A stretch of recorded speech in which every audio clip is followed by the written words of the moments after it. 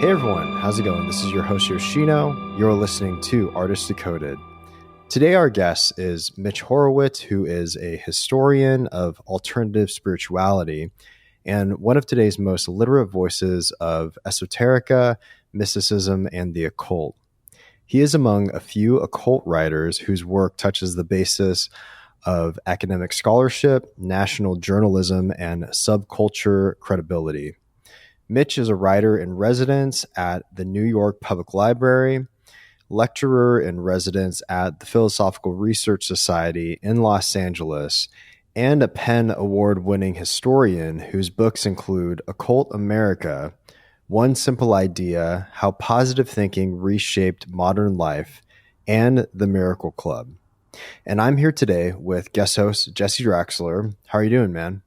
I'm good, man. Thank you. Yeah, definitely. Thanks for doing this. I just wanted to know what made you want to interview Mitch for the podcast. Mitch is an author that I first discovered through a podcast many years ago, and it really struck a chord with me. The whole thoughts becoming reality hypothesis, and over the years, I've read a bunch of his books. I've listened to many of his books and listened to him on podcasts. And listening to him on podcasts is really the thing that struck my interest, as he sounded very down to earth and approachable. And as I was listening to a podcast somewhat recently, I was thinking of questions that I wanted to ask him myself. And I was thinking about reaching out to him on Instagram, individually or directly, and asking him. But over some time, I thought maybe it would be a better idea to open up the dialogue to maybe a wider audience, as I thought maybe the questions I had would be ones similar to what other creatives had. So I reached out to him on Instagram and asked if he would want to do a podcast, and he was so gracious to say yes. Yeah, I really liked, there's a couple things that kind of come to mind, but how you two talked about depression and anxiety in a very candid way. I really like that. And something that I never really looked into, hypnagogic hallucinations. Yeah, those are two things that I really wanted to talk to him about. He's always been very, well, from at least what I've listened to of him, he's always been very candid about his struggles with anxiety or depression, mental health in general. He's been very candid about, and which made me want to talk to him about it because of my own struggles with those things. That was actually the first thing I wanted to talk to him about that made me want to reach out to him.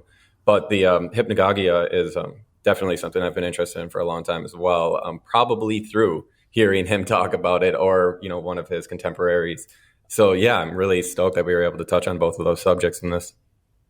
Definitely, yeah. And it was interesting, too, because so after I listened to your guys' podcast, then I went and searched for an audiobook of his, and he did this master class called Awaken Mind, and in that he talks about Napoleon Hill, and I thought that was really interesting because Napoleon Hill was around that time period of Dale Carnegie, and I was starting to listen to his book Think and Grow Rich, and I just found that to be interesting how Mitch writes about the occult, but then he also talks about these more practically minded literary, figures, but then how he also strings together the depression and anxiety while talking about positive thinking, because I think, sometimes people leave that out, but it strings together more a complete story into how you can actually view the power of positive thinking, and doesn't negate the depression, anxiety that people can feel. So people won't feel alienated, if that makes sense.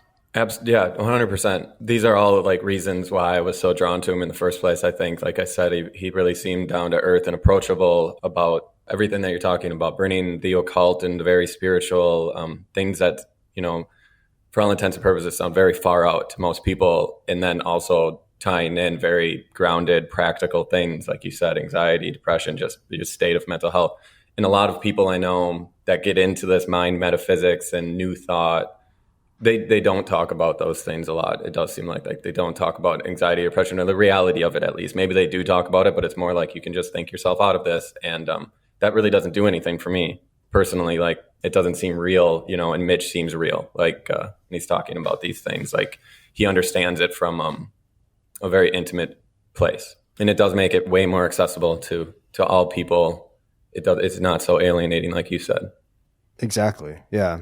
Well, thanks so much for doing this. I appreciate it. And I thought this was a really good and interesting conversation. And I'm glad that we can share this with the Artist Decoded listeners. Me as well. Thank you. All right. Thanks, man. No problem. All right. So here it is, a conversation between Mitch Horowitz and Jesse Draxler. Hope you enjoy it.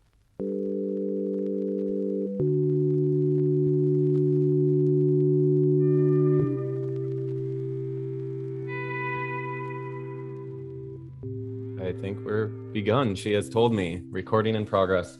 I'm just going to start out and say that I've been a fan of yours for a while, and I really appreciate you doing this, taking the time out of your day. I feel very underqualified for this conversation, if I'm being honest. But the reason that it came to mind to do a podcast with you was that I've been listening to your books and a lot of podcasts that you're on as well. Anytime you're on a podcast, I try to listen.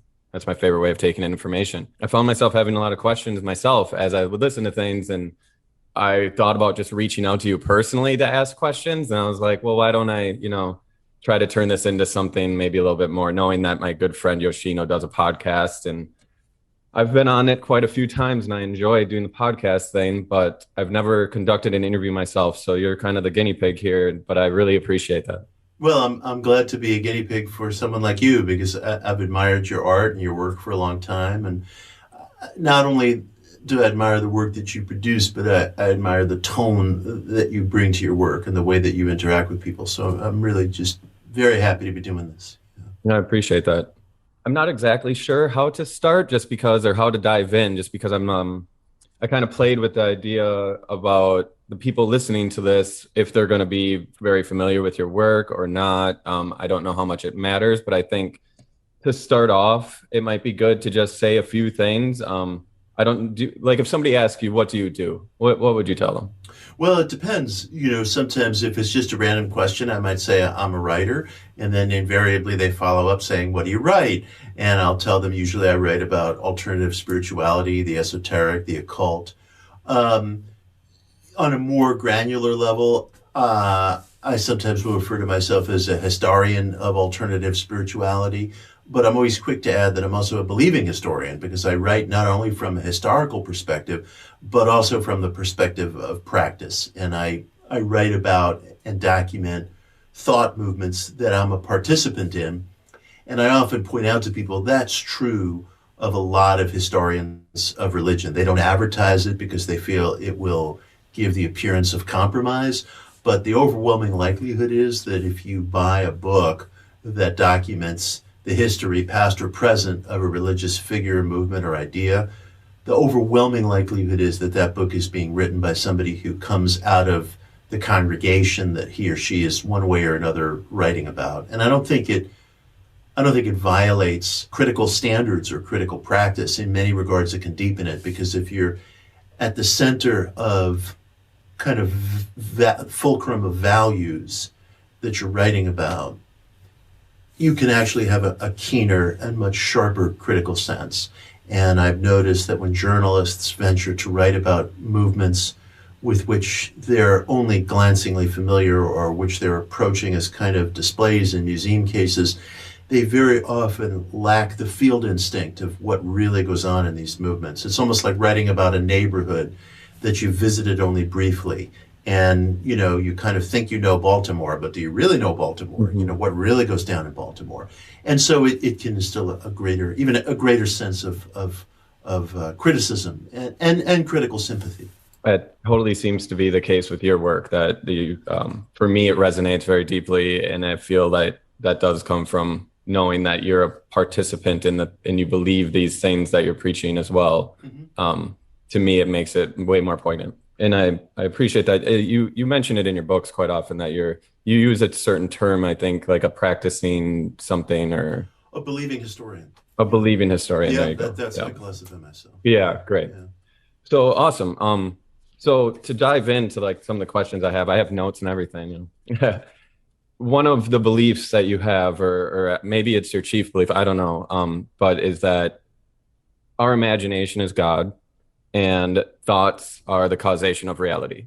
to put it very simply. Yes. So basing this question off of that, then if imagination is God, basically ideas and thoughts cause reality, like, then where do thoughts and ideas come from in your perspective? Wow, that's a wonderful question. I mean, I should answer that in two ways. You know, one of my struggles is how to live with the belief that everything emanates from mind, because obviously we live in a world where there are, at any given moment, tragedies, catastrophes, natural disasters, things happening to ourselves, things happening to others that we have no palpable connection to. And I take that very, very seriously. So the notion of awareness or mind being the ultimate basis of reality is a belief of mine, but I do think there are many, many intervening factors. And something can be lawful, like gravity, for example, but there are intervening factors that will cause a person to experience gravity very, very differently on the moon, in Jupiter, in the vacuum of space. You know, I mean, presumably one would experience the absence of gravity in the vacuum of space, but it is there. You know, mass is still being attracted to itself. So I think that we experience so many laws and forces and intervening factors in terms of the causative properties of our thoughts, and I would even argue the ultimate causative properties of our thoughts, that can feel like a very alienating idea at times, including to me, you know, who works with that idea every day. So I wrestle with that quite a bit. Where do thoughts come from? The only thing I'm certain of is this: they don't just come from the gray matter that we call the brain. You know, the brain is obviously a tissue, you know, between thought and matter, is obviously a kind of a medium, a mediating force between thought and matter. But the materialist belief, by materialist I mean the philosophy of materialism, which holds that matter creates itself. The materialist belief would be that thoughts are kind of like bubbles, you know, in a glass of carbonated water. And once the water is gone, the bubbles are gone, and that's it. So the brain is like the water, and thoughts are like the bubbles, you know. And that's unsupportable, you know, in the 21st century, simply unsupportable. I mean, we have evidence just in certain non-controversial fields like neuroplasticity that demonstrate through brain scans that your sustained thoughts, whatever they may be, will ultimately alter the neural pathways through which electrical impulses travel in your brain. No one questions that data. The implications of it are extraordinary, but the actual data itself is widely accepted and has been for 20 some odd years.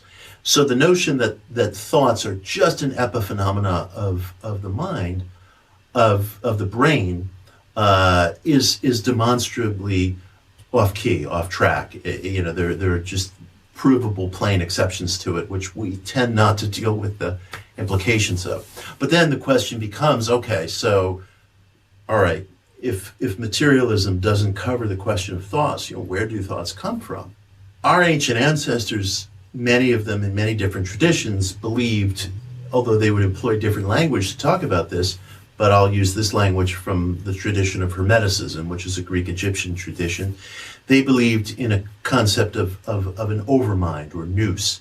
And nous, as they saw it, was this great infinite mind or overmind from which all creation emanated in a series of concentric circles.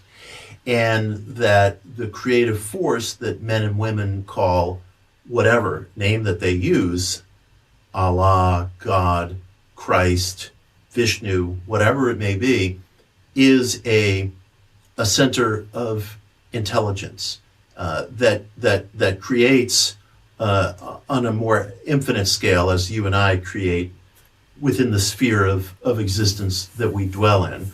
But these get into very ultimate questions. They get into very ultimate questions. And, you know, you start to get into questions of testimony and experience and history. And, you know, the mystery deepens. It's almost like, you know, we're just on our knees staring through this tiny little keyhole and saying, I think I see this, I think I see that. The only thing of which we can be certain at this point is that thought is not just an epiphenomenon of brain. Yeah, absolutely. So basically, we're like an antenna. We're receiving. I've had experience that I think validates that. That's the point of view that I work with. I think that that's true. I think that that's true. And of course, we also exist in these physical forms that are going to wither and that we're going to be checked out of. And there's no exception to that. So, you know, we clearly have an extra physical existence, you know, and much more can be said about that. I mean, there's quantum theory, there's psychical research, there's, you know, the outer reaches of placebo studies. You know, there's just so much that testifies to that.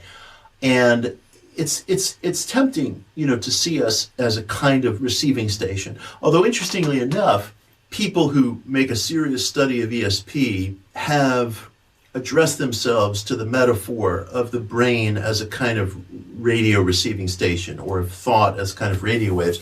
And what they found is that in serious clinical academic studies of ESP, whether it's telepathy or whether it's just a matter of gleaning information in some anomalous way, some way that goes beyond the ordinary senses, they've found that time, space, distance makes no difference. That results are still there, regardless of how far away somebody is, regardless of the timing of the test, regardless of physical barriers, et cetera, et cetera. The whole thing is just so fascinating, you know. It is, yeah. Because we're so trained in the Western world, probably other parts of the world as well, to think in terms of projectiles, you know. And I have a colleague who does research around the mind's ability to effect photons of light. And one of the things he's found in his experiments is that the mind can actually, at least according to these experiments that he's in the midst of, can disrupt a kind of a stream, like a target stream of light photons from reaching a photometer. You know, he seems to find that the mind is capable of disrupting that. So, you know, but the interesting thing is the stream is still detectable, even though it doesn't reach the photometer. And so I raised the question with him, well, you know, what's happening? Is the mind able to disrupt the receipt of these photons at the point at which, you know, they would enter the meter? You know, is it presenting a barrier? And, you know, it's all just so metaphorical and out of reach because we're so trained to think in terms of target systems and radio waves and things being sent and being received, and, you know, something entirely different might be going on. Yeah, that's fascinating, actually. And it also proposes the question, or like the thought that then, okay, maybe we are a receiver, but like we also have the capability of projecting as well. Like if we're affecting, you know, matter or light, as you said, then we're actually able to beam out as well as receive, it seems like, in ways. And the other question that brings up is one of time. You know, I mean, if we accept that linearity is an illusion, which I think, you know, everyone in the sciences who study such things would agree with. I mean, time-space relativity has been effectively proven. We know that objects moving at or near light speed experience the slowing down of what we know as time. And there are other reasons as well to understand linearity, real as it feels, as a kind of necessary illusion that helps us navigate. Yeah. You know, it could be that the person who's experiencing precognition or who's demonstrating some kind of extrasensory ability, maybe he or she is just capable of slipping the illusion of linearity from time to time, because these things are not consistent, although they are measurable and they are repeatable, but they're tricky. You know, they're tricky. I mean, you know, you might do 1,000 trials, and in that 1,000 trials, a certain individual might be able to surpass, say, a chance guess on a deck of cards or images flashing on a screen or whatever it may be. You know, that individual will not always be able to do that, but that individual, you know, it's incredibly rare that there's 100% hit rate in any of this. But if they keep consistently getting a certain percentage point above average, and you're going on for thousands of trials where things do start to obey a certain law of statistics, that's not a particularly favorite phrase nowadays, but I think it's serviceable. You know, you do something enough times, and eventually, you know, flipping a coin is going to more or less even out to 50-50 eventually. There are certain people who are able to surpass what would be considered an average guess rate, let's say. And if they keep doing that, you know, then there's the question of what's going on? What's the delivery system? What's happening? It could be in certain classes of experiments that they're able to slip out of the illusion of time, and they are capable of gaining knowledge in what we experience as the present because everything's going on at once, and they see things in a more sensitive way sometimes. So that's super interesting. I mean, just that. I mean, that can be a whole separate conversation. The idea of nonlinearity. Like, is it possible that we're just like linear machines that move linearly through a nonlinear world or linear reality? Are we just our sensory capabilities are just not the right ones to actually like work with that nonlinear dimensions or whatever. So that's all super interesting, and it does lead to this next question or this next concept of tapping into that imaginal realm, or like how people tap in. You did bring up like some people seem to have the ability to slip out of the linear time and see things more non-linearly maybe. And I want to relate this to art and creativity because all art comes from the imagination, first of all, just like anything else, a chair or printer right there, anything starts in your imagination. But as an artist, I think it's more in the forefront of your mind that you're using your imagination all the time, and you have to come up with ideas and imagery and whatnot in ways to like tap into that imaginal realm more easily, or like maybe to tune your receiver into the right channels, or maybe tune it in more frequently. What practices might be for that, but also like, I mean, this goes back. Nikola Tesla said, "My brain is only a receiver. In the universe, there is a core from which we obtain knowledge, strength, and inspiration. I have not penetrated into the secrets of this core, but I know that it exists." Like he's referencing the same thing of being able to tap into it on some level. I guess that's really the question there of kind of if this imaginal realm exists, or if we're able to tune into things out there, like, is there any practices that you would recommend, or any things that you've encountered in your own life that seem to help get into that imaginal realm more easily, to slip into that world a little bit easier, to tune into it a little bit more? And, I'm speaking as an artist that wants to be able to do that more. Right. That's a really great question. And I've been working with that intensively over the past several weeks, actually, because I'm working on a new book, which is probably going to come out about a year from now, maybe July of 2022, in which I'm really trying to come to grips with a very current assessment of tools that we can use for mental causation. Because I think that the current tool chest is inadequate. The current tool chest has to do with entering into a feeling state, living from the end of your perception, adopting the feeling state, the mental pictures, the sensate state of your wish fulfilled. And again and again and again, in the literature of New Thought, which is the umbrella term for the movement around kind of all this mind causation stuff, that term has been in use since the 1890s. The traditional point of view, repeated across hundreds of books, is that you have to kind of watch and control the flow of your thoughts. You have to, adopt an imaginal image, assume the feeling state of the wish fulfilled, and that in itself brings about what that school of thought will call manifestation. Not a term I favor. The term I favor is selection, because I'm working with this question of infinite realities concurrently existing. And so I think if anything is happening at all, I think there's an active selection. But how to perform that active selection can be very difficult, because the New Thought movement for too long often conflates thoughts with emotions, and they run on completely different tracks.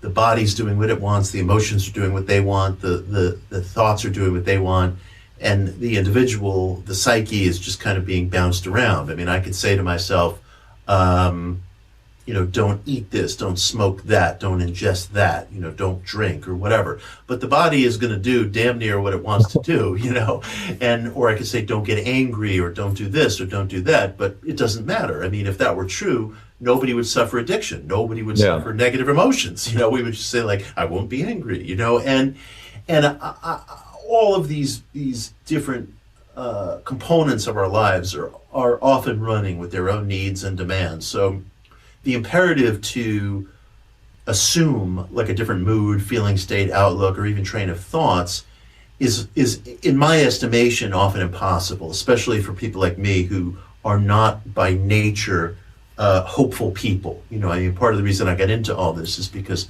I grew up with terrible anxiety. I still suffer from anxiety, and believing as I do that there's a causative aspect to thought and emotion, I have worked my whole life to try to deal with that, and it's an hourly struggle.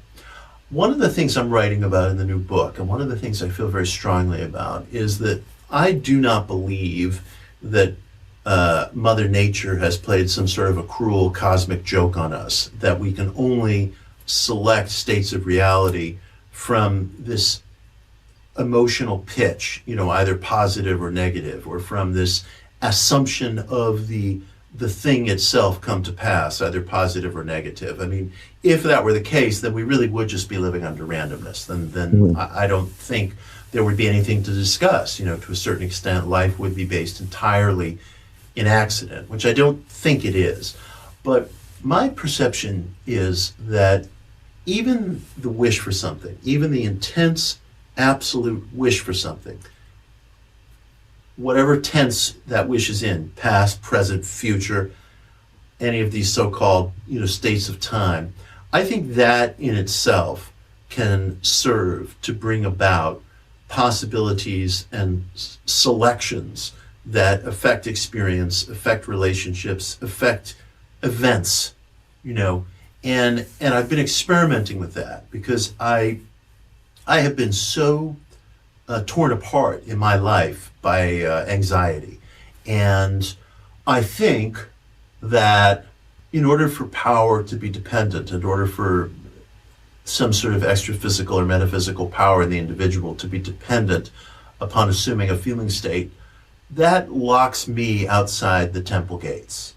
And I won't resign myself to being locked outside the temple gates, so to speak, because there's only one entrance in. Well, I'll burrow under the ground, you know, I'll climb in a window, you know, I'll throw open a door. And that's what I'm working on doing. And I believe, I really do believe that the intensely determined wish is enough to set in motion what we're talking about.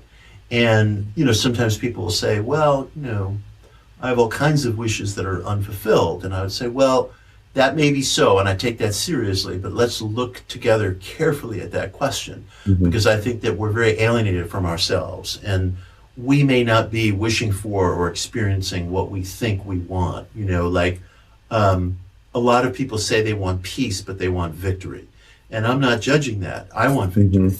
But I would say be really, really bluntly frank with yourself, because you may not be wishing for or asking for, you know, what you want. I mean, I didn't like the movies, The Matrix, you know, I don't know if they're quite as much of a popular cultural touchstone as they once were, but in the third episode of The Matrix, the protagonist, Neo, confronts this kind of infinite mind in the form of an AI computer.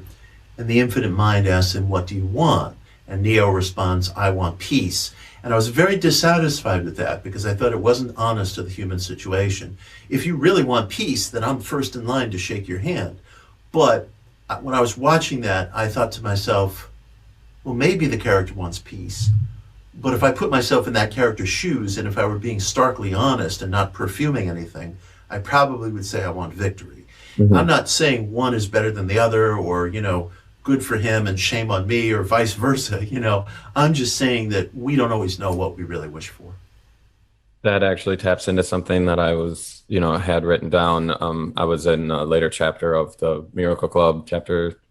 I think they're a little different on Audible, but I think it was like 13 or something, where you talk about that, where you talk about somebody telling you that, you know, they said something like you didn't particularly care for this person, it seemed like you were saying, but she had told you that, you know what your problem is, you want power or something like that. I remember listening to that and being like, Yeah, that makes a lot of sense. Like, I got to be more honest about my desires as well. Like, and even if they're uncomfortable, you use that term. Like, even if it makes you uncomfortable to admit that you want or desire some of these things, like, it's very important. It's so important because, better failure than to hide from self. Yeah. I think we have to know what we want.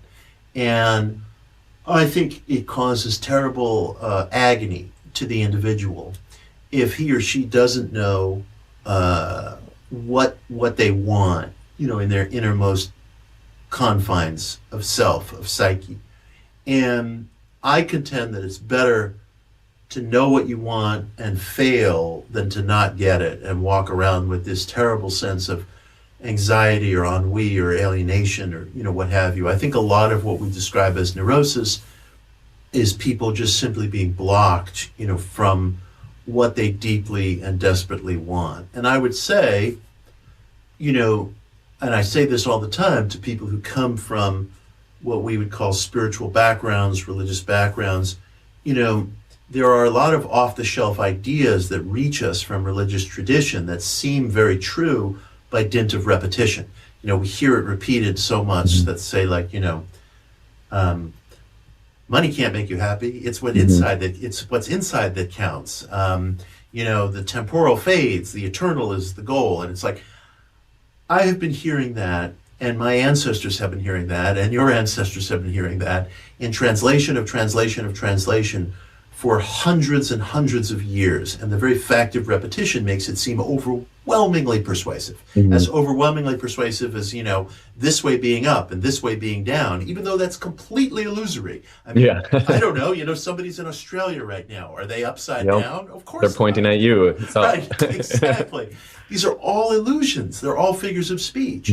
So we have to be very careful that these figures of speech and that these perceptions are not just taken as truth because they're so overwhelmingly familiar. And I really ask people, give yourself the opportunity to upend that. It doesn't mean that you have to go, throwing away your possessions or, doing something that violates somebody else. These experiments are the individual's own personal responsibility. I have no right to experiment with the life of anyone else but myself. But I don't know, take an afternoon, just an afternoon, to say to yourself, how do I know that's true? How do I know concepts of non-attachment or non-identification or eternal values? How do I know that's true?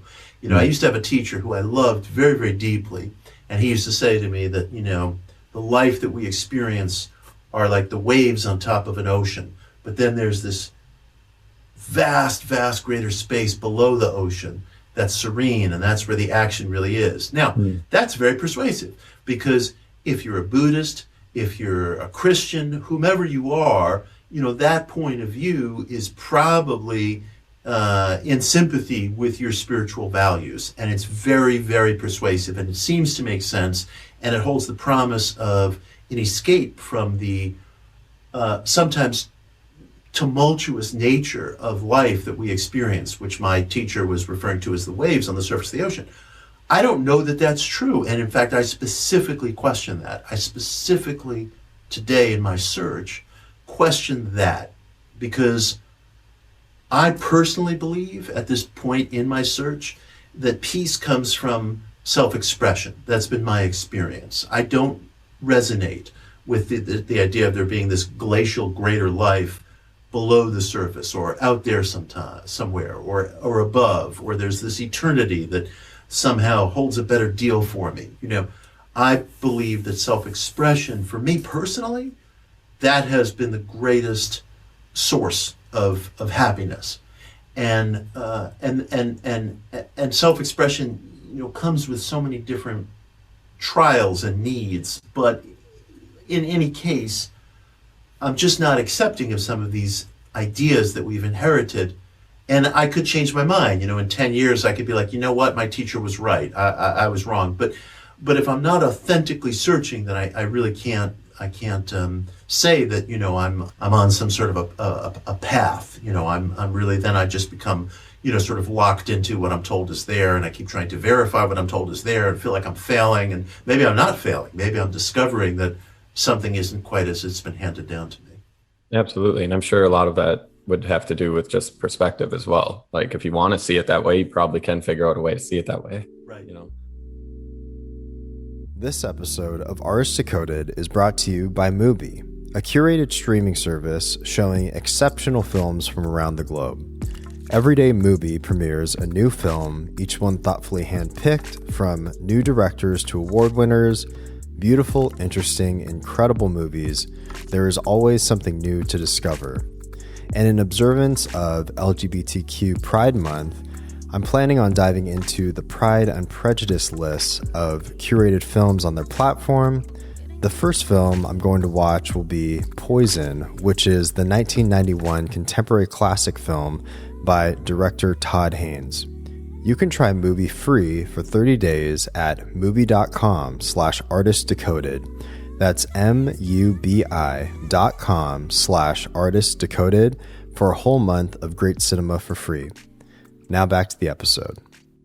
I opened up some questions to people on Instagram and see if they had any kind of questions, and this kind of directly relates to what we're just talking about. I'm kind of skipping around here, but they said, hopefully this makes sense, but I would love to hear some discussion about the number of artists who go completely unrecognized in the art world despite desires, they use the word desires even, of being known.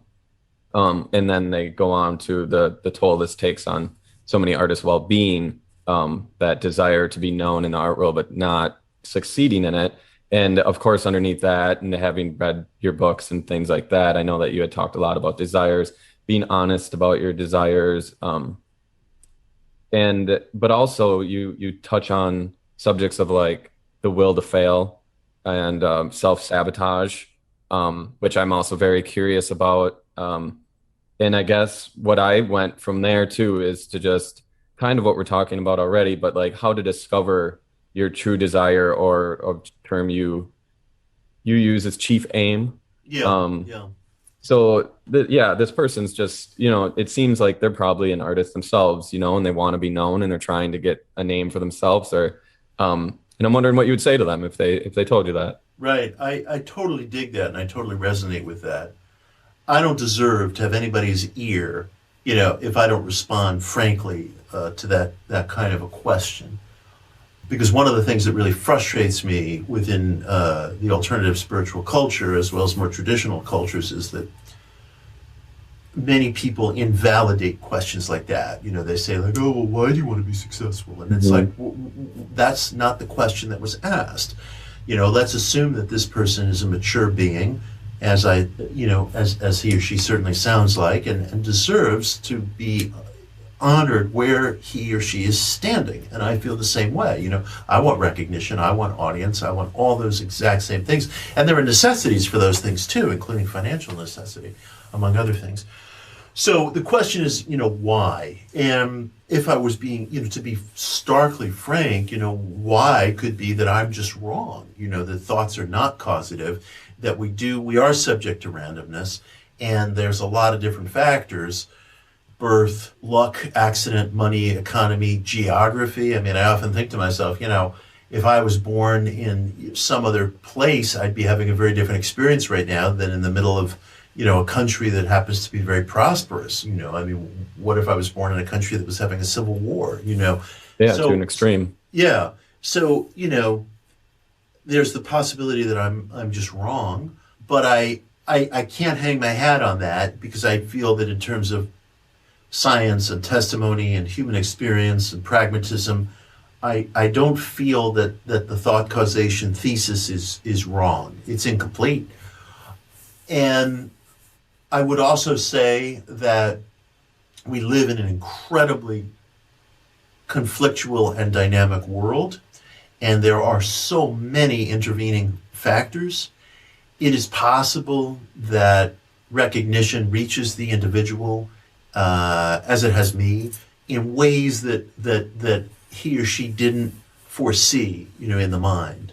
Oftentimes, things will come to us that are satisfying and that are incredibly helpful and even fulfilling, but they're not like what we're seeing in our mind's eye. What was, I think Eliot wrote, between the the dreaming and the coming true falls the shadow. There's a lot that occurs between the mind's eye picture and the fulfillment. So it could be that what's arriving might be incredibly satisfying and helpful in some ways. Like, for example, the questioner, him or herself, may be a working artist, which is a wonderful thing to be. I mean, what a tiny infinitesimal portion of our population really is working artists, as opposed to people who just talk or, very idly dream and fall asleep at night, streaming a show, but they're not working, And so to be a working artist is incredible. And I know how it feels to hunger for victory and to feel that victory is withheld and to not want understanding, in place of victory, to not want hard-won lessons in place of victory. Mm-hmm. You pay your tuition and you want your diploma. You don't want, well, we're withholding your diploma, but what a valuable lesson you've learned in the adversity of life. It's like, yes, fucking wonderful. I'm wealthy in lessons of adversity, and I really dig that the individual wants victory. I would say a couple of things. First of all, watch for what's going to happen, tomorrow. And I don't mean that in some sort of perfumed concessionary way. I mean, things can change so dramatically and so quickly, and they very often do. And in as much as life visits catastrophes on us, and it does, it also visits just unbelievably, absurdly good things. And we overlook these things all the time, sometimes because they come in a form that's very different from what we may have expected. So that jury, is still out. I mean, that individual may get exactly what he or she wants. Absolutely. Which will come with a whole host of other problems. Yeah, absolutely. I understand that from experience. Yeah. We have no idea how old this person is or anything. They may have, a long life ahead of them, and it could happen at any moment. Any moment. And I would also say, and I know I don't mean this as a concession, I say to this person the same thing that I say to myself. I hope you succeed. I wish, victory for you as much as I do for myself, as much as I do for everybody, watching this conversation. If that victory does not arrive, I really believe in my heart, and I say the same thing to myself, you are a happier, better person for having faced it, squarely than denying wanting it. And there's a heroism in that, I believe. Yeah, I do too. Like, would you tell this person to spend time with their desire and make sure that they're get more granular with it and be well, if you want to be known, why is it that you want to be known? What is it that you get from being known? Maybe it's that you want that feeling more than the actual being known. Or if you want success as an artist, that's something I've thought about a lot. About people just say they want success, but what does that mean? Is it financial success? Yeah. Is it commercial success? Do you want to be known? Do you want to be popular? What exactly is success to you? So when people are saying I desire to be known, but what is it about being known? Is that a healthy practice, do you think, to really kind of deep dive into those things and get to more of a pinpoint rather than a generality? Well, that's a good question. I believe, personally speaking, that a person should be absolutely uncompromising about what he or she wants. I think that our spiritual culture, and I realize I'm speaking generally, but this has been my experience. I think our spiritual culture takes questions away from people sometimes by asking them to sort of analyze the basics or the root, behind what they want. I think that the experience of happiness as it comes, when it comes, should be clocked in, should be noted, should be honored, should be very carefully looked at. I used to subscribe to the idea, say 10, 12 years ago, that getting recognition or getting goodies or getting media attention is like the equivalent of the biblical Esau trading his birthright for a bowl of pottage. These are fleeting things, these are empty baubles. They're going to go away tomorrow, and then I'll be attracted by the next bright, shiny object, and then I'll be unhappy again. Believe me, that's the psychology of many spiritual systems of thought. Vedic, Buddhist, Christian, Jewish, I can't speak very well to Islam, with which I'm less familiar, but, those traditions and the vast commentaries and popularizations and translations of translations that come out of those traditions tell the individual, that's illusion, that's Maya, that's samsara. Ask yourself what you really want. What is that trying to satisfy? And I don't subscribe to that line of thought. I think that the individual should pay very careful attention to what he or she wants, and quite frankly, fight like hell for it. Fight like hell for it. On every facet, every ground, and in every possible complexity of ways. I'm not saying one shouldn't ask questions. It's like I remember one of my heroes, who's Neville Goddard, who I have tattooed here on my arm. He's the guy who talked about your imagination as God, and I love this man. He was a mystic thinker who died in 1972. I've listened to quite a bit of his stuff through you. You've but you've narrated some of his books on audiobook, right? Yeah. It's all very good stuff. Thank you. He's the light of my life. I love him. But loving him doesn't mean that I follow him to every detail. And that's another problem in the spiritual culture. Whenever I depart from Neville, I get, these messages from people on social media saying, well, Neville said this, Neville said that. And it's like, dude, are we really trying to just retread the footsteps of a religion? I mean, we will do that because it's human nature, but at least let's put up a show fight, not to do that. Let's pretend we're trying not to be orthodox, and so, one of the things Neville would say is that, he's using language that's extremely dated. It's from another time. So, I have to make note of that. But a woman was coming to him many years ago and saying, she wanted a certain job. And he said, well, I don't really believe that this young woman wants a job. I think what she wants is security. And it's like, okay, all right, that's a fair supposition. So I'm not saying run away from that, I'm saying... I think that's super fair. Who wants a job? Right, yeah, I know, right.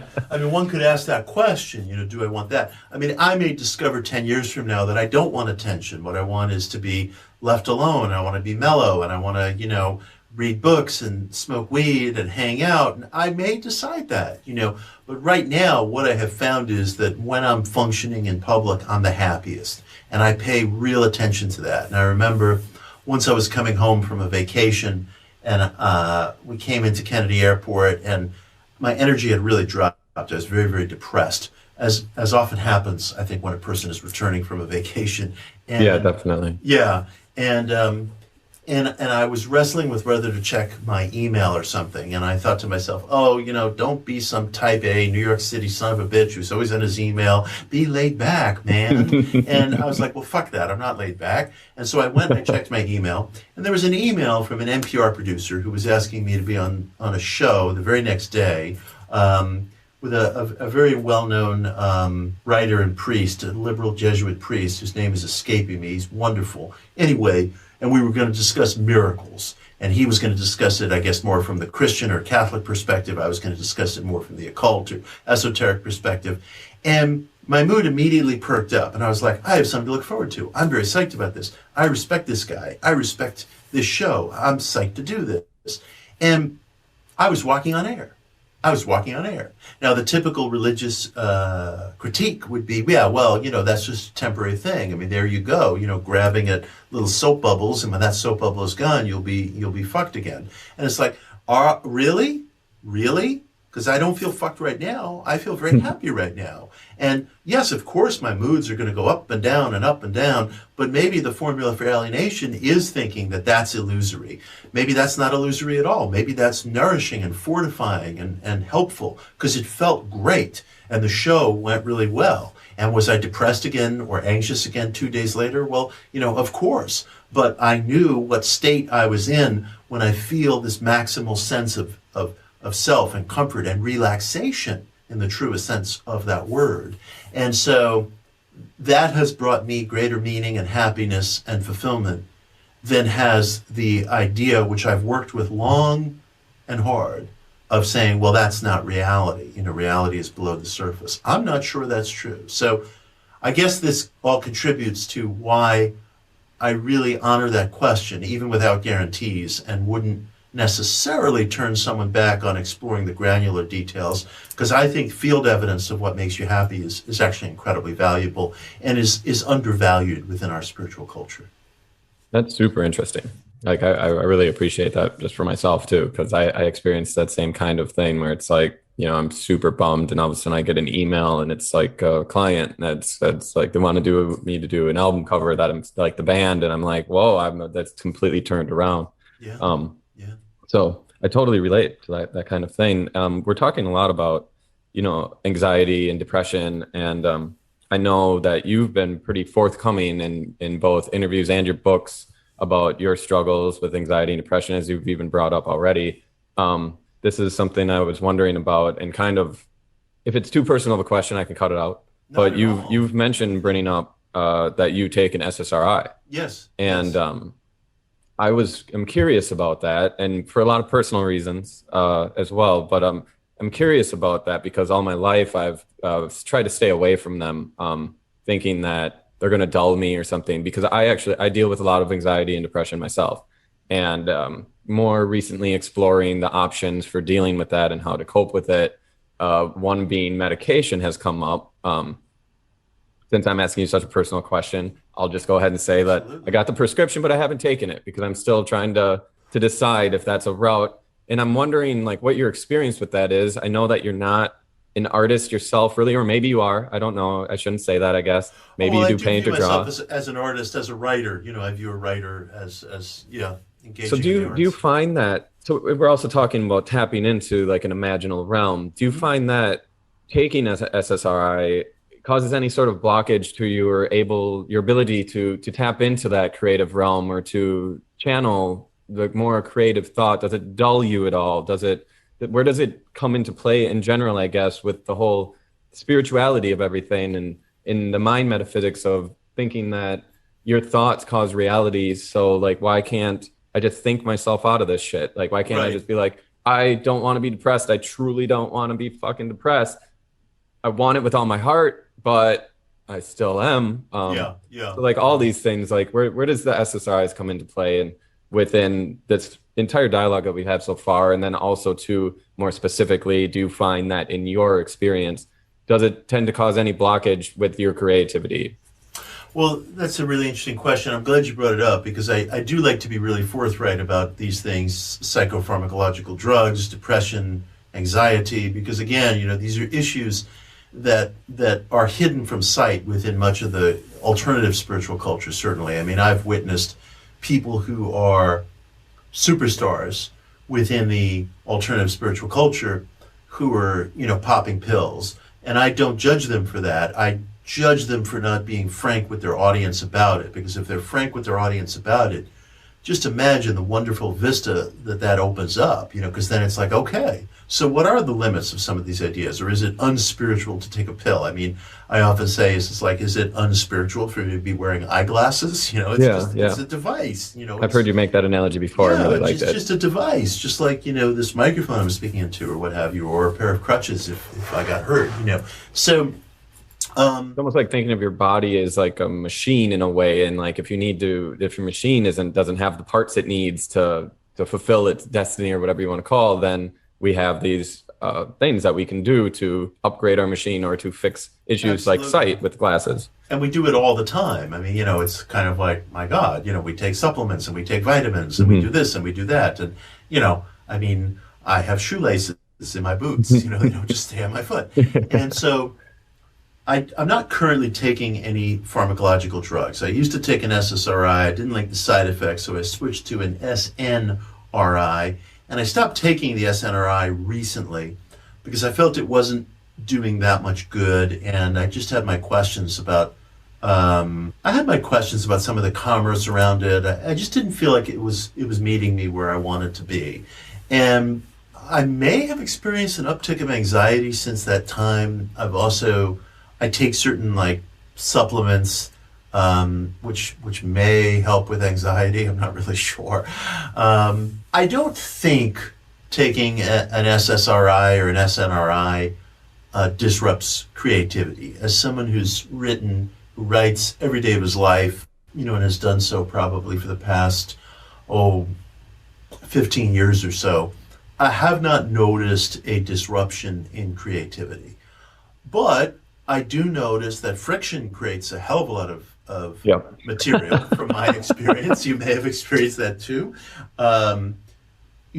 This new book that I'm writing is one that I find amazingly fulfilling. And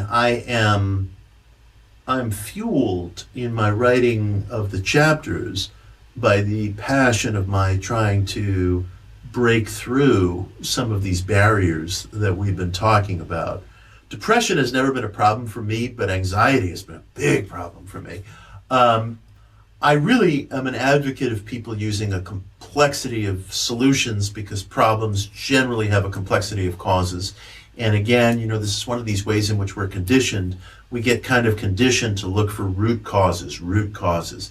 And I have my questions about that. I went, when I was younger, when I was in my late 20s, early 30s, I went through 5 years of psychoanalysis. I may be one of the last people of my generation who's gone through a traditional Freudian psychoanalysis.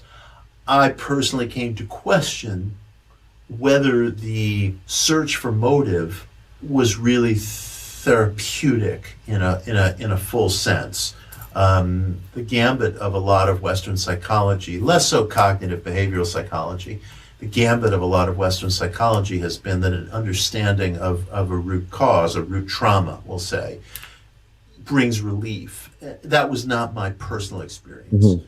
I find that pretty interesting that you say that. Like, I mean, it makes sense to me as somebody who has experienced a degree of trauma in my youth or whatever, and like understands that that's probably where a lot of my anxiety and depression comes from. But it doesn't, like, I can't sit here and be like, well, now that I know that I'm not depressed anymore, it doesn't work that way.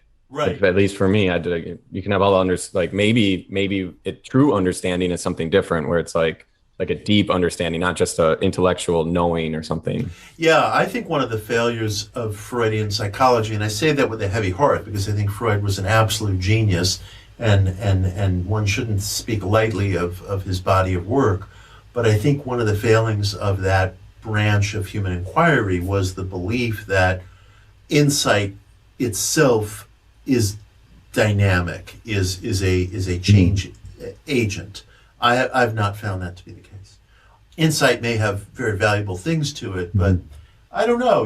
I mean, one can be insightful about the sources of anger, but it doesn't control anger, and one still visits anger upon loved ones, and so disappointing, because that's the human situation. I mean, our generation is equipped with all this therapeutic language, but does it prevent people from doing terrible acts of passive aggression?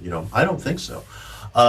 So I really do believe in things that are accelerants and things that contribute to a fixing, a helping, and it's usually a complexity of things. Hence, I don't want anybody to stigmatize SSRIs. Whether they dull the edges of creativity, I haven't personally found that as a writer, as a speaker, as a seeker. I have not found that, but I can't say that experience would be universal. I mean, maybe. Absolutely. These things are so, nuanced to the individuality of every single person, how they react to certain, drugs. To some people, it might render them incapable of creativity at all anymore. Some people, it might clear up their depression to the point that they are now a creative, that, Yes. they can't speak, they can't cease. Right, absolutely. It's so individualized, and I would say experiment, just experiment and follow instinct. I think personal agency is so underused. Follow instinct. Your own personal instinct. That's great, and and it doesn't. Worth saying too, from my perspective, and I'm guilty of it. Like, that's why I say it, is that for the longest time being, saying like, oh, never do SSRIs or antidepressant drugs or whatever. But then also drinking too much on the weekends to, stop my mind, and smoking weed all the time. Yeah. Like, who am I to say don't take, a pill that might help you? I'm over here, self-medicating in different ways. So, and I feel like that's so many people where they're like, don't take an SSRI while they're, but smoke all the weed in the world, I know, right.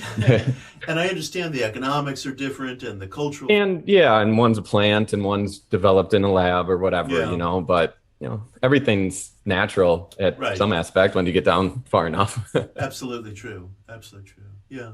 That's really interesting. And I guess we can go in this direction here. One of the big questions that I wanted to ask, one of the main things, and it's something that, other people brought up to me as well, was I'm just gonna read this person's question and then kind of go further into it, because it was great that they asked it the way they did, because I feel like they said it better than I did, but it was the same idea. They go, how would you navigate the creative currency of your best work coming from a place that is inherently destructive to your personal emotional well-being?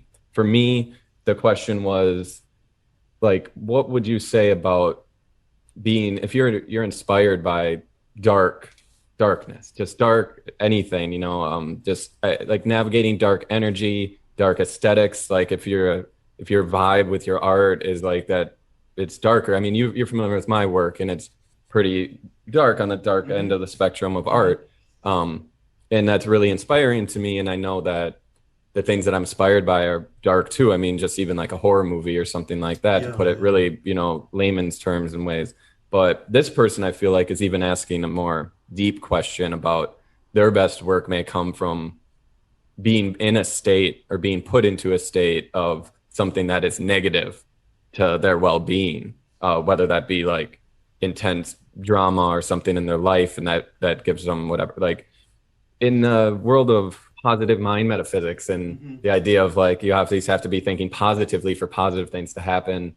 If your creative currency, like they said, comes from an inherently destructive place, like, is there anything that you can say towards that, of like how to navigate that, like working with dark energy while not being completely sucked into it and just ruining your life? Right.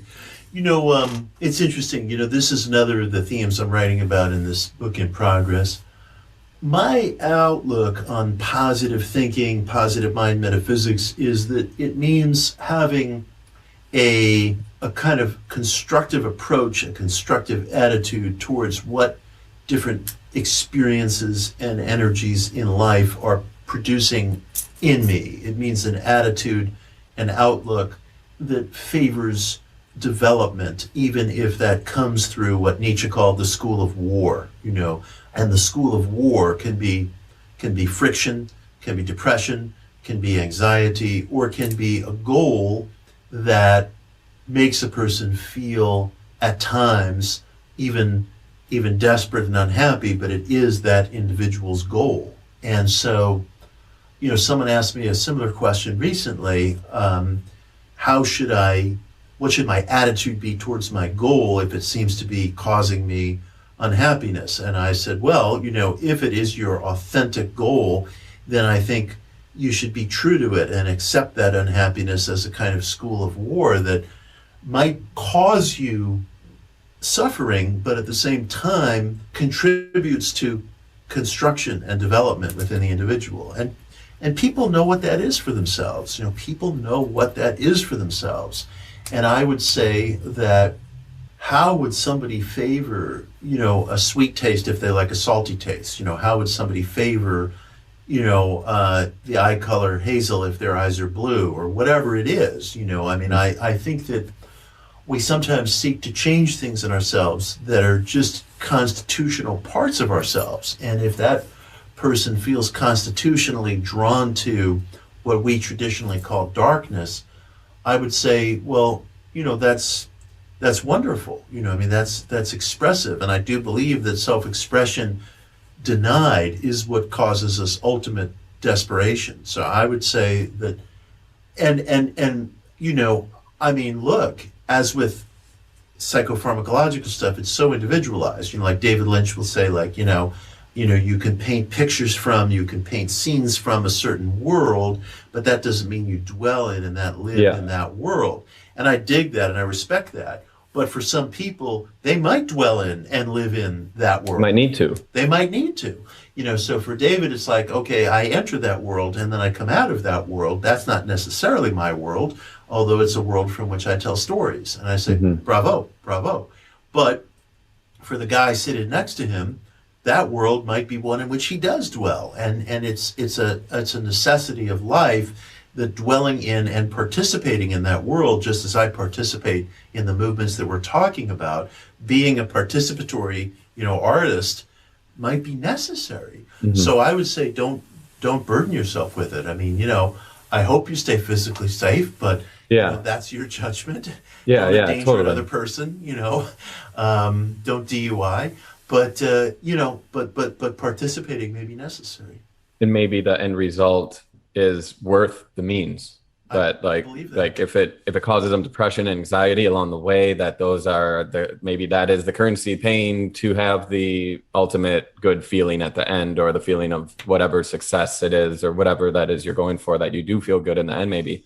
And I'm glad that you brought up David Lynch, because I am not a Lynch scholar by any means, like so far not at all, but I have heard him talk about exactly that he doesn't live in that darkness, but his work clearly reflects the darkness, and him talking, like just you said, like entering it and being able to leave it. I have a friend who says the same thing. I used to live up in the gnarliest part of Los Angeles near Vernon, and very industrial, very gnarly. And I left, and he's like, and I was worried. I was like, I don't know if I'm going to be able to, if I'm going to lose my edge, because I'm not, now I'm in a nicer place, at least environment wise, the surroundings.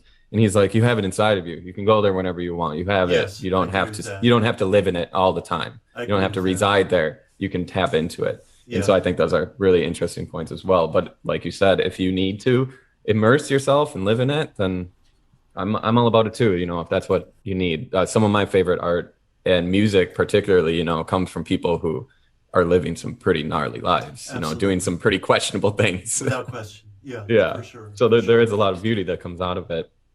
I have a few more questions. Do you have time? By all means. More? Yeah, absolutely. It's kind of more about what we started about talking about, just like this imaginal realm and this idea. Like, are you familiar? I'm sure you are, with Plato and his realm of forms, and how he states that the realm of forms is the non-physical essence of all things, of which objects and matter in the physical world are merely imitations. That's something that I've, like a little thought experiment that I've had before too, about just like, if I can think of something, like that means it's possible, right? Like, why would I be able to think of something and then it not be something that is actually some sort, in some level, possible? Yes. I mean, and you have also, I think that you use this term, or this is your quote or something, our thoughts select from a predetermined pool of potentiality. We choose amongst things that already exist in potential.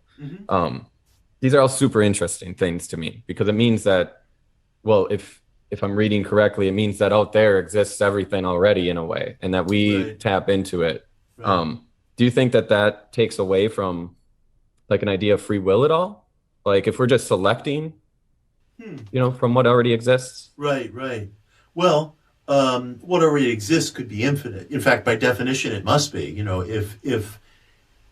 If every moment produces some experienced potential, something else that perhaps wasn't experienced, wasn't selected, then that in turn creates a whole vastness of potential. So it may be that, we're really talking about infinite selection, predetermined only in the sense that everything is. But if that which is infinite, then the individual is choosing from just limitless possibilities. Yeah, that's a brain breaker. That's what I say. And like, the question of free will, I don't know, my friend Gary Lackman, who's an occult writer and philosopher, is, always makes the point that, he believes strongly that the individual is a center of free will. And then people, of course, want to argue with him. And he's like, well, what's inducing you to argue with me right now? In this sense of sort of contest of self-establishment and selection and possibility and expression. I have no evidence that that's not free will.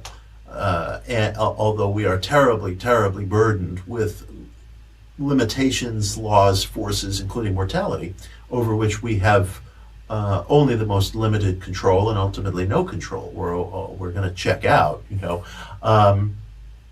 And I think that the expression, from Plato about the world of forms is a wonderful description of the occult itself. People always ask, what is the occult? It's like, it's the belief in an unseen dimension of life whose forces are felt on and through us. And I think figures from Plato to Emanuel Swedenborg voiced the point of view that this world of objects in which we live is mirrored by some other world, and that's been my experience. That's been my sensibility. That's one of the meanings that I bring to the Hermetic expression "as above, so below." That there's a multitude of things going on, all of which is one whole, but we're not experiencing them as one whole. So, I think what Plato stated is a good definition of the occult.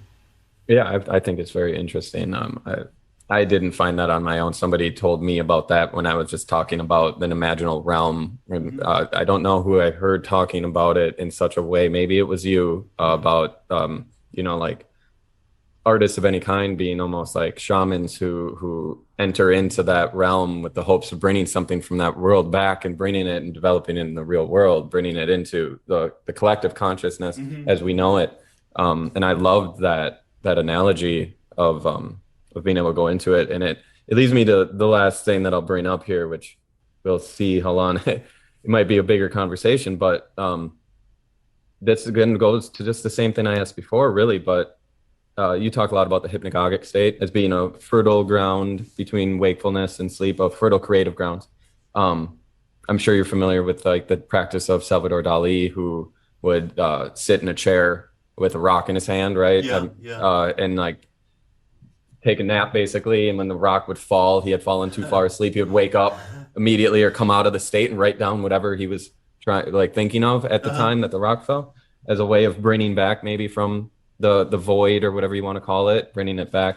You've talked about it in your book too, but or in one of your books at least. What is it about the hypnagogic state that makes it such a fertile creative ground? Or like, do you have any sort of speculation or hypothesis of like what's happening? Because I experience it myself. I'll lay down flat on my back. I'm not asleep, but all of a sudden my mind is doing things that I'll realize I don't know how you would state it, in your conscious mind. I realize like, what the hell am I thinking right now? Like, who are even these characters in my thoughts? Yeah. And like, is that just your mind starting to go into a dream state where it's working through, or is there something else at play here? Is something else happening? Or like, is there even like a chemical thing that's going on that's affecting your imagination and your mental state in that state of hypnagogia? Yeah, it's really interesting. I mean, the hypnagogic state is that borderland between wakefulness and sleep. And it's very often very physically relaxing, almost paralytic, and we're seeing things, we're experiencing things that might feel dreamlike or hallucinatory, like the images from a Dali painting where clocks are bending or what have you, and at the same time we retain cognition. We're aware. Okay, I'm an individual having an experience. And as such, we can also direct our minds towards certain things during the hypnagogic state. It's very interesting, And not to interrupt, but just to make clear, this isn't lucid dreaming or what people consider lucid dreaming. Just what I was going to bring up. Exactly what I was going to bring up. Almost uncanny that you would say that. It was on the tip of my tongue. It's not lucid dreaming. I personally have never had success with lucid dreaming. I also haven't worked at it very hard. But the beautiful thing about hypnagogia is that it's available twice a day, more or less, to everybody when you're going to sleep at night, when you're waking up in the morning. Some people call the morning state hypnopompia. It has slight differences, but I'm not sure that distinction is entirely necessary. So hypnagogia, this in-between state, we all enter it and we're all in it, and it'll probably sound familiar to almost everybody listening. So I recommend using it, and it's prime time for ESP-related experiences based on clinical ESP research. Some of the most fascinating experiments ever done in ESP are called the Ganzfeld experiments. Ganzfeld is German for like open field. And during the 70s and 80s, there was a great parapsychologist named Charles Anerton, died very young in his early 40s. And he would experiment with telepathy while people were engaged in, were experiencing hypnagogia. And I think part of what's going on in that time is that the rational defenses of the mind are down, and that introduces and invites possibilities that we might otherwise get in the way of. It can also be a very difficult time. Hypnagogia is difficult for me at times because When the rational defenses are down, it also means that fears and gremlins of the psyche can seem inflated.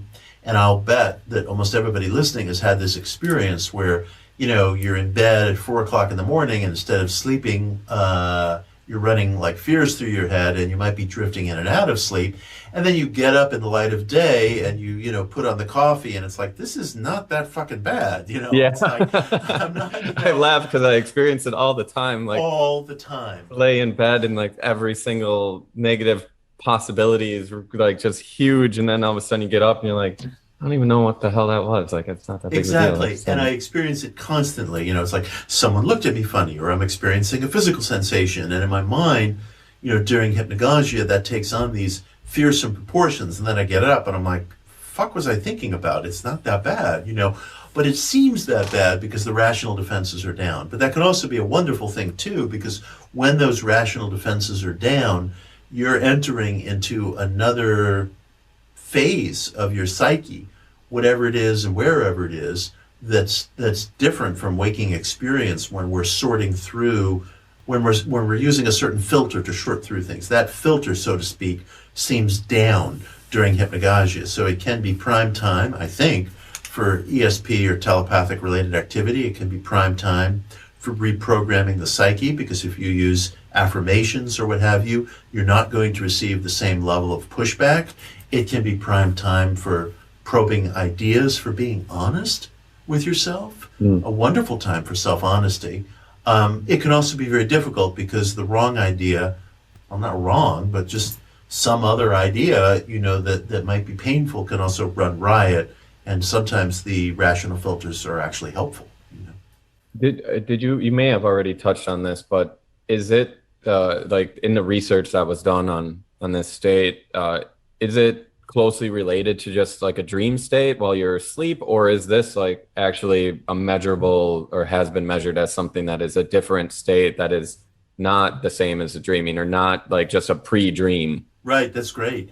Yeah, it's measured, by brain scans as something entirely different. You'll see certain areas of the brain light up when we're experiencing waking consciousness, like right now. You'll see certain areas of the brain light up, so to speak, have electrical activity, impulse activity, when you're in, a dream state or a REM dream state. And then you see other areas of the brain light up during hypnagogia. So sleep researchers who have only been studying this maybe for the past quarter century are asking themselves, well, what is this? How do you classify this? We can name it. Okay, great. Congratulations. We have a name, but therein begins the mystery. We don't know quite what it is. We can say what's going on in the brain. We can relate experiences so that somebody else says, oh yes, I get it. I hear you. I've experienced that. We could chart it. But we don't know precisely what it is. And it's really interesting. It seems for creative people that it when I first heard about that, I understood it immediately, because that's something that happens to me quite frequently. Like, I usually can't fall asleep on my back. So like when I don't want to actually fall away asleep, I'll lay on my back and I'll get to that state. Yeah. Weird things will happen. Sometimes, you said it can be paralytic. Like sometimes it almost feels like I can't move my limbs even if I wanted to. So it's really interesting to me as far as, as a creative person wanting to be able to access more of that imaginal realm, or different crazier things, or kind of dim myself and let something else take over to let ideas come to me. I think it's super a powerful thing that can be a tool to be used, much like Salvador Dali did. Yeah. And I don't mean to open up a whole nother can of worms, but is this similar to, so I don't know shit about magic. I'm not gonna play. I've read things. I'm interested. I don't know how to do it right, or any of that stuff. I'm not any sort of intelligent person when it comes to magic or authority is what I mean. But it seems to me that this is similar to part of the practice of sigil magic, where you break consciousness or something so that you can allow in another idea, or I guess with sigil magic, you're looking at the sigil that you made. You create a break in consciousness so that the sigil enters and imprints on your mind or something like that, if I'm understanding it correctly. Sex magic, the orgasm is the time to do that, right? It's hypnagogic state. something that plays into that at all, or is that related at all, or could it be used that way? Oh, that's a wonderful question. In terms of magic, I'm always seeking the simplest line between A and B. And, that's why I admire sigil magic. It's not something I routinely practice myself. The gambit of sigil magic is that as you create this sigil, this symbol that embodies your desire, and then you reach some sort of like climax over it, either through drugs or sexual climax, you experience the satisfaction of the event, of the actualization, of the realization, and hence, that experience through whatever the selective capacities of our mind are, concretizes, outpictures in the world. It's not always easy for me to work with sigil magic, frankly, because part of the schema is also allowing the desire to be satisfied, and the sigil becomes kind of a stand-in for that. That's been difficult for me. So is that similar then as like kind of thinking from the wish fulfilled already Exactly. mentality? Exactly. What you were saying earlier about that's not the easiest thing for you to do. It's not the easiest thing for me either because of Right. anxiety and whatnot in the way. So Exactly. That's why I have dedicated myself to the question of whether wishing for something, wanting something, rather than being a barrier, rather than being, as one often hears in both New Thought and magical circles, a means of inadvertently pushing off what I want to the future. I'm not sure that's true. I'm not sure functionally and practically that's true. I'm experimenting with that right now because I find the kind of forgetfulness, the creative forgetfulness that's inherent in sigil magic very, very difficult to do. Just as I find the creative forgetfulness that's inherent in much of New Thought practice difficult to do. So I'm asking myself, are there other devices? And for me, wishing is a device, affirming is a device, using hypnagogia is a device, praying is a device. And one can, and I define that very broadly. You can seek deity in any number of ways. There's no limitation, whatsoever. And, what happens during that process. So all these things are of deep interest to me. Sex magic is of interest.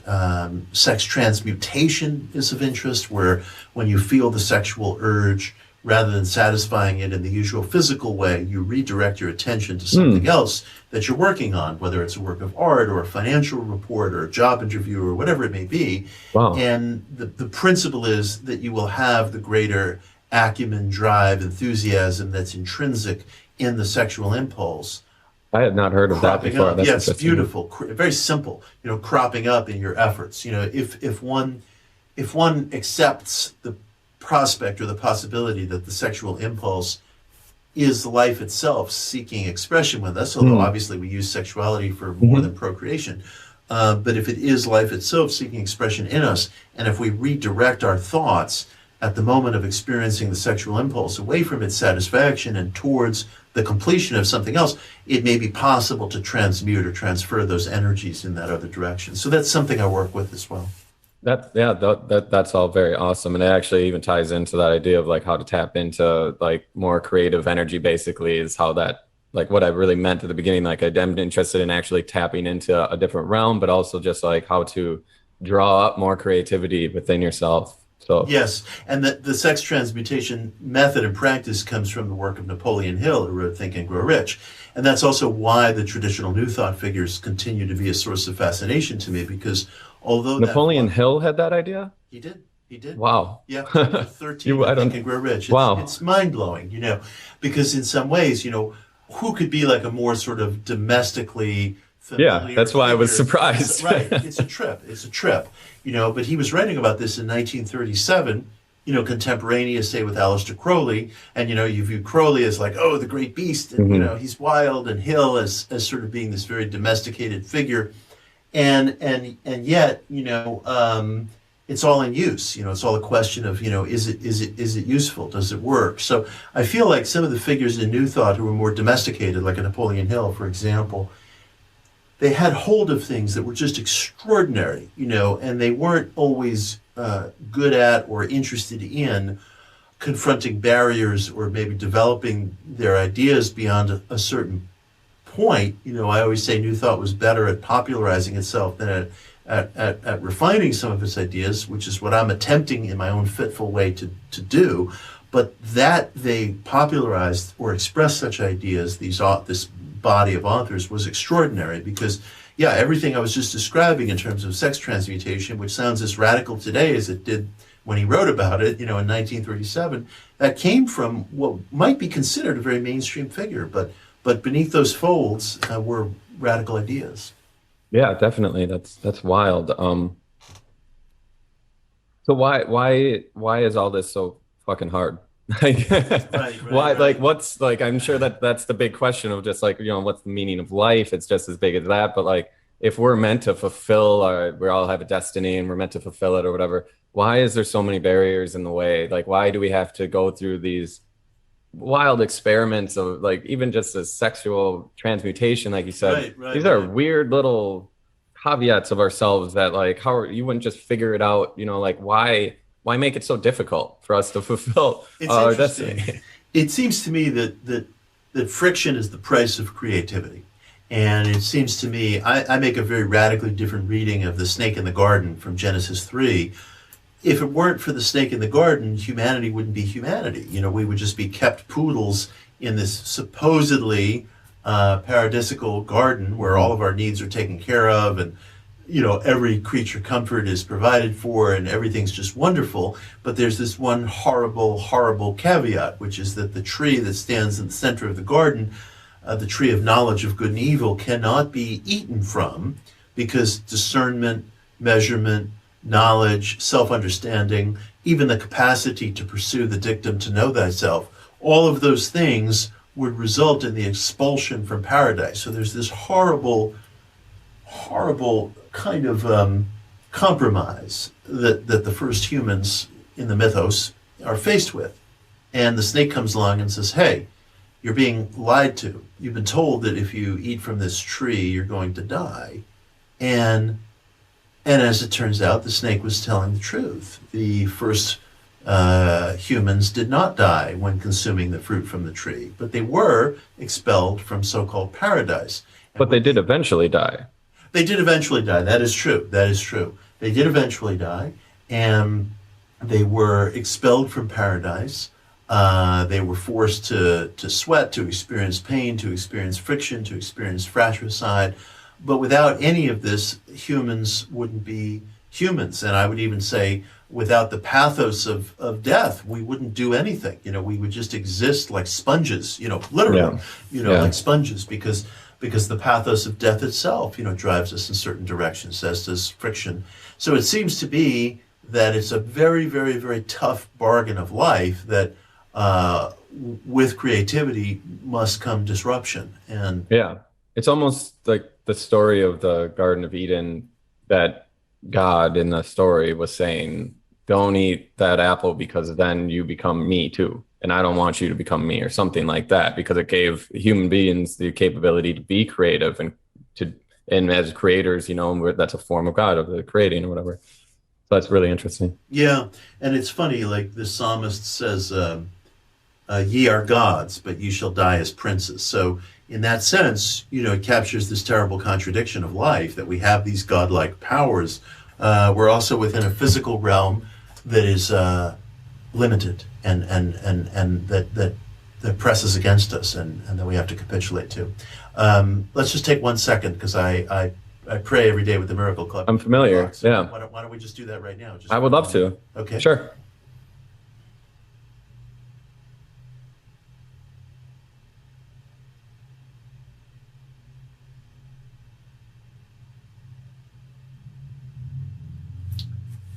Thank you. No, thank you. That was actually really special. I just heard you talking about that in the Miracle Club, because I listened to it just this last week to brush up. Yeah. So I remember you talking about People that. want to know, do I do it? I've had that exactly interrupt me during media gigs, and I'm like, we're fucking praying. That's amazing. I'd actually wondered that. I'm like, I wonder if he's still doing that, because that book is like 7, 8 years old now. And I was like, every day. That's amazing. Every day. I love that. That's so cool. And what a perfect way then, you know, I don't want to take up any more of your time. I think I've asked everything that, you know, I had thought of. I'm sure I'm going to be thinking about this for the coming hours after this, being like, should I ask this? Should I ask that? But I think that this was a really good primer into some of the things that I'd wondered about, and hopefully is useful to other creative people who kind of dabble in this world of mind metaphysics and the causation of your thoughts and things like that. How to use that a little bit more, and how to navigate that path as a creative person. But it's interesting to me. I see a lot of overlap in all of it, you know. Yes, I dig. Is there anything else that you wanted to add? The only thing I would add is, you know, that I would say to myself, to you, to everybody viewing, you know, use intellectual experimentation, you know, and don't let anybody take anything from you. You know, read every fucking thing. You know, don't trust anybody in terms of experience. Don't trust anybody in terms of verification, you know. And I do believe there's reciprocity, and I do take the ethic of reciprocity very seriously. So my experiments involve only myself. I have no right to subject another person to any experiments other than myself, to the greatest extent to which that's possible. But I would say, you know, accepting that, reject, you know, anything that is just handed down to you, or that you've heard said, or that's a decision made by somebody else. You know, verify in the truest sense, and give yourself the liberty to really do that. Like, take a lot of agency for yourself. Huge, yeah. endless radical, all of it, agency. You know, and just don't believe, you know, something just because, well, that's a hallowed truth. It's a hallowed truth because of repetition. It was conditioned in a certain time and place, and maybe it's not useful to you, or maybe it is, you know, but really radically verify. Really get to know yourself. Yeah, for sure. Beautiful.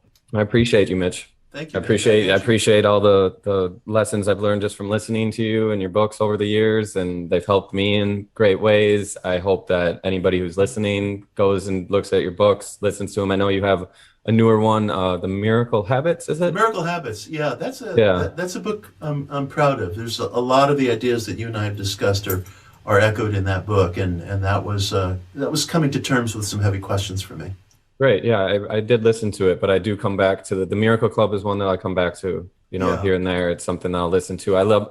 You have such a great voice I have to tell you that narrate, I'm sure that you hear that all the time, but as far as audiobooks go, it doesn't get better for listening to somebody's voice and feeling calm by it and everything. So I really encourage people to, if you don't want to read the books, to at least listen to them on Audible. They're very powerful, especially Miracle Club for artists. Thank you. I really in particular. So, yeah. I hope to continue this discussion at some point with you, and I'd love to, you know, next time in New York, meet up or something. That'd be great. You know, just shout out real quick that you did. Being a music fan myself, I love Uniform. You know, they're a great band. I've done some work with them myself. You conducted a fire ritual for their music video. Is that not right? And you're in it for a moment. Yeah, that was last 4th of July. My partner, Jacqueline Castell, a brilliant filmmaker, shot a video for Uniform. And last 4th of July, we did it by the waterfront in Brooklyn, about 5 blocks from where I'm seated right now. No kidding. And we did a self-immolation ritual where people were asked to sort of dispense with into a fire, but also metaphorically what they wanted to get rid of. And it was a great evening. You know, I mean, it went on all night. It was like a 12-hour thing. Yeah, it was really cool. But the video paid off, because that's a very cool video. Yeah, I love that video. And, you know, Michael Burdan gave such a killer performance. He's such a great artist and such a great musician. And, you know, he's got a touch of Elvis and Johnny Rotten in him, and I love it. And I mean, that's working with Sacred Bones, and you also did that intro to the Thought Forms book. Is that not right? Yeah.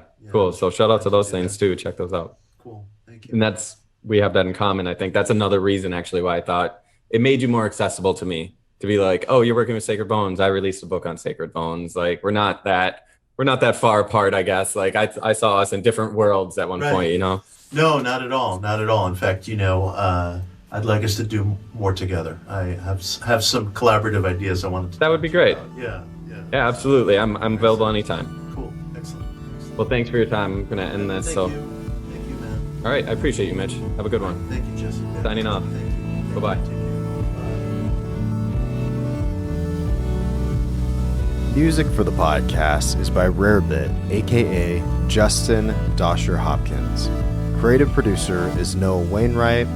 YouTube and creative support is by Tyler Scully. Thanks for tuning in. See you next time.